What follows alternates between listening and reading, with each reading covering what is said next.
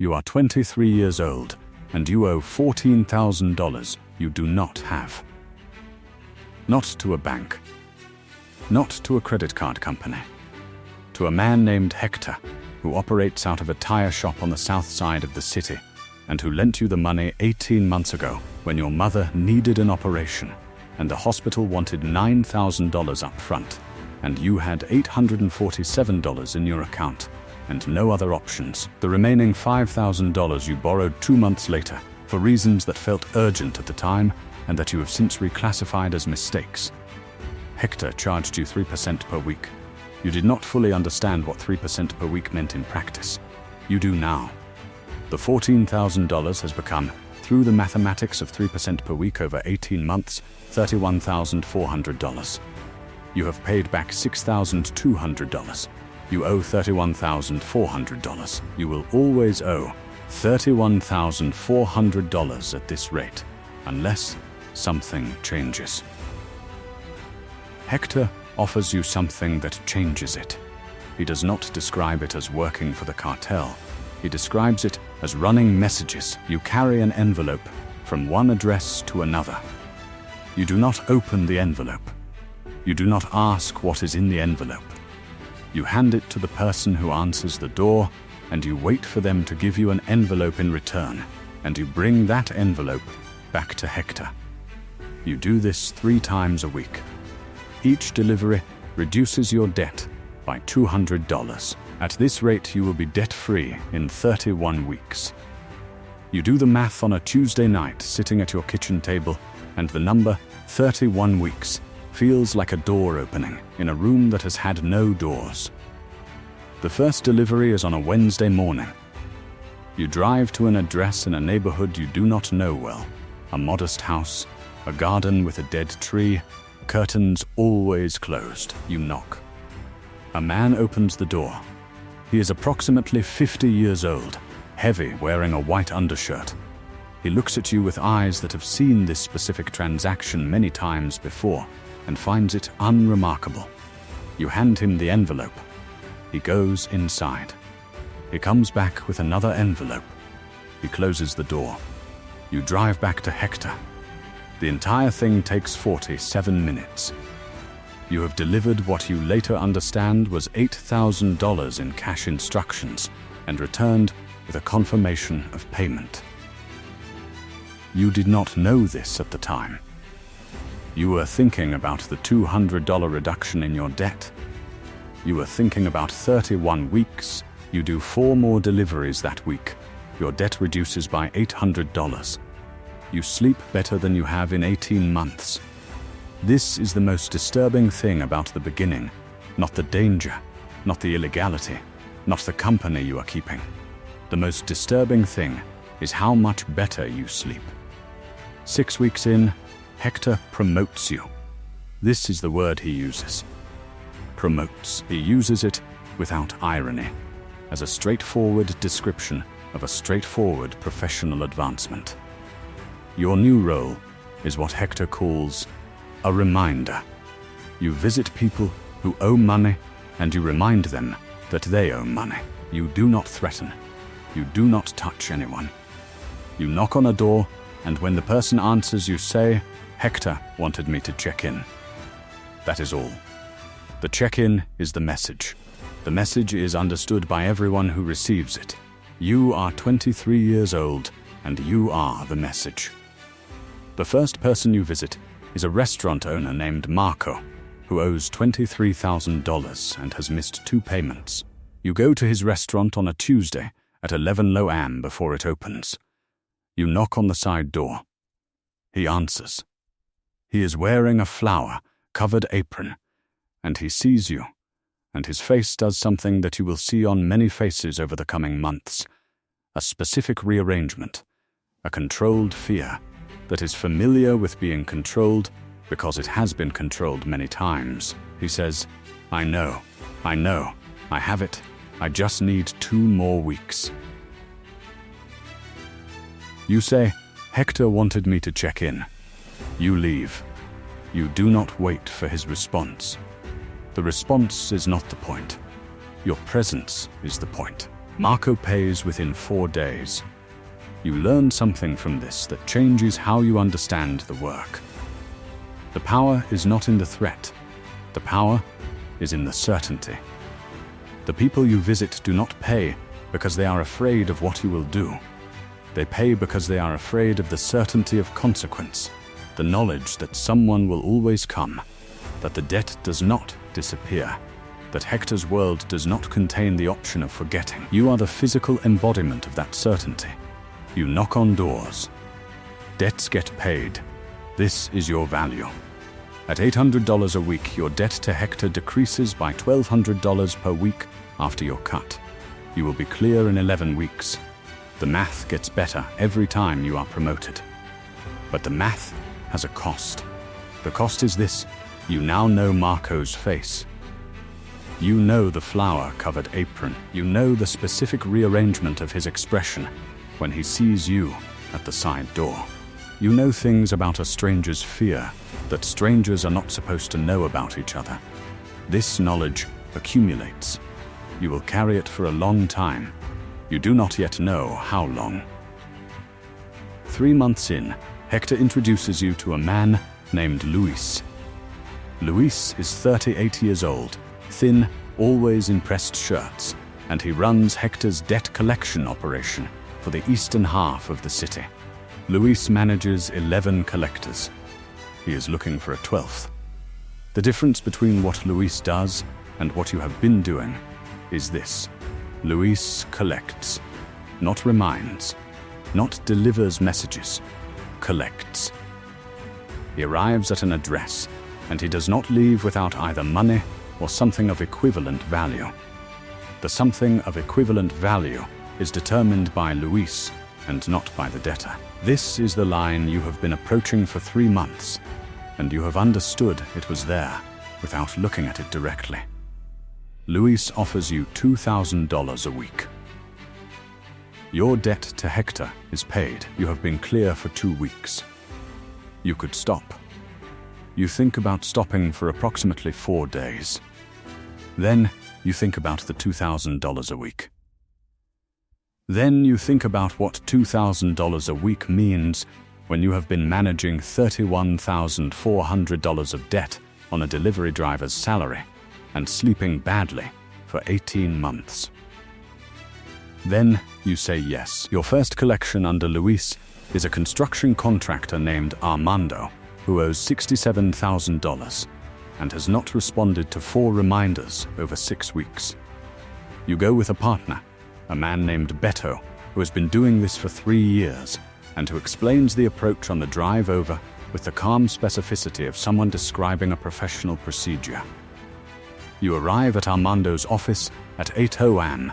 before his employees arrive. He is there early. They always know to be there early, which means they were warned, which means the warning network works faster than people expect.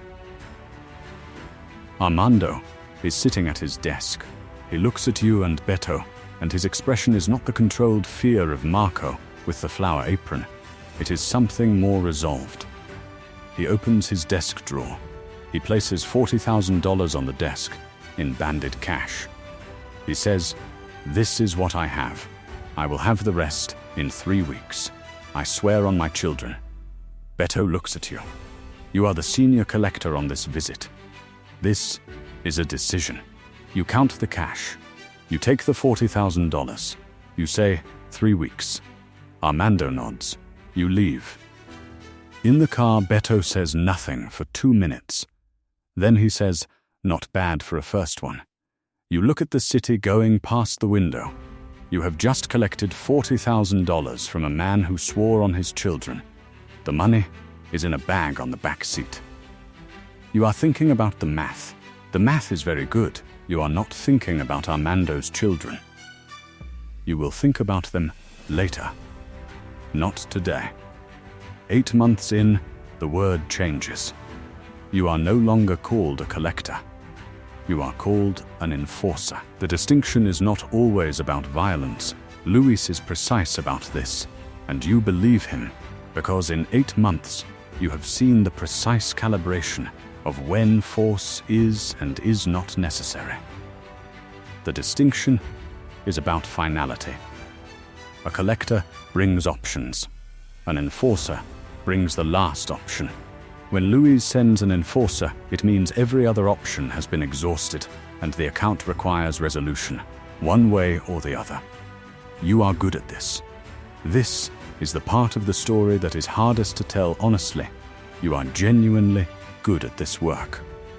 Not because you are violent, you are not, or at least not more than the work occasionally requires, but because you understand people.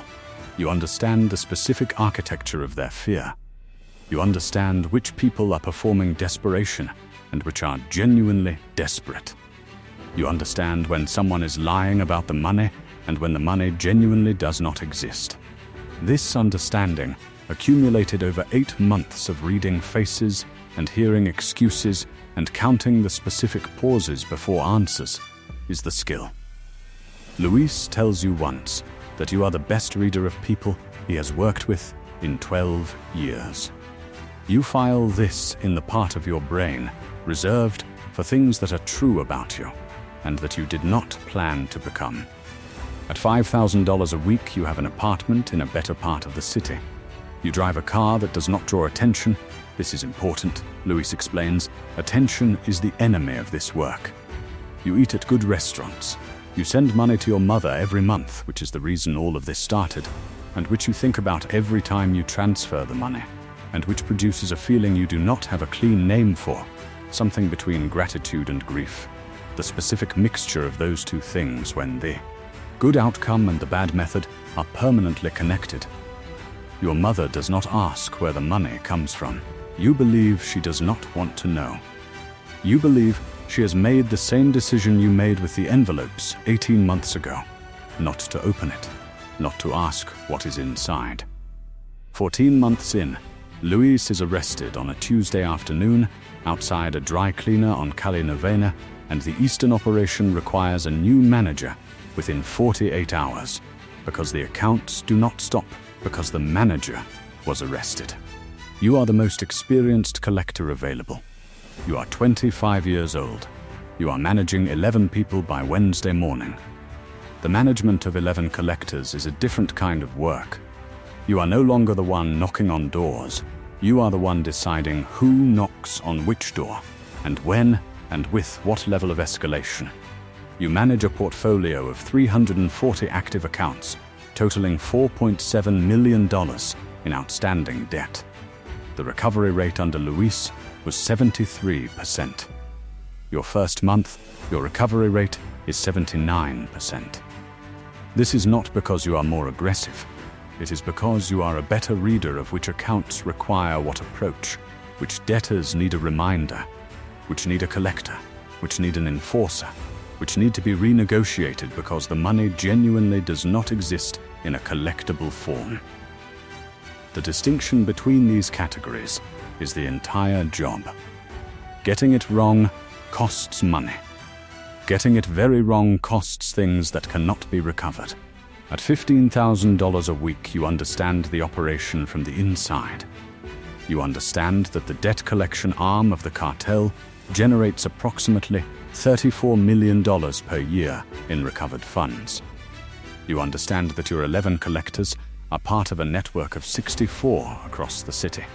You understand that above you, there are 2 more management levels before you reach the people who make decisions about the overall portfolio. You understand that you are, in the precise structural sense, a mid-level manager in a criminal enterprise with revenue that exceeds most legitimate businesses in your city. This understanding is not comforting. It is simply information. At this level, most things are simply information. 2 years in, you are moved sideways. This is the word used, moved, as if you are furniture being repositioned. Your new role is not street level at all. You sit in an office. The office is on the 4th floor of a building that also contains a legitimate import business on floors 1 through 3. You manage the books, not the collection, the accounting. Which accounts are recoverable and at what rate, which should be written off, which debtors have assets that could be seized in lieu of cash, which accounts are generating returns above the cost of collection, and which are running at a loss. You are, in the precise professional sense, a financial analyst. Your degree, the one you started and did not finish because of the $14,000 and the operation and Hector, is in business administration. You are using it. This is not how you imagined using it. At $40,000 a week, you see the full architecture of what you have been inside for 2 years. The debt portfolio is not a collection of individuals who owe money. It is a financial instrument. It is managed, optimized, written off on schedule, reported upward in weekly summaries that could belong to any mid-size financial services company except for what the numbers represent. The people, Marco with the flower apron, Armando who swore on his children, the 340 accounts in your former portfolio, the thousands across the full network, are line items. They were always line items. You were the person who turned them from line items into faces. In this office, on the 4th floor, they are line items again. You are not sure which version of the work is more honest. 2 years and 4 months in, a federal agent contacts you. Not dramatically, not a raid, not an arrest. A phone call to a number you have never given to anyone connected to this work. A woman's voice, calm and professional, who says her name and her agency and says, "We know who you are and what you do, and we would like to talk about options."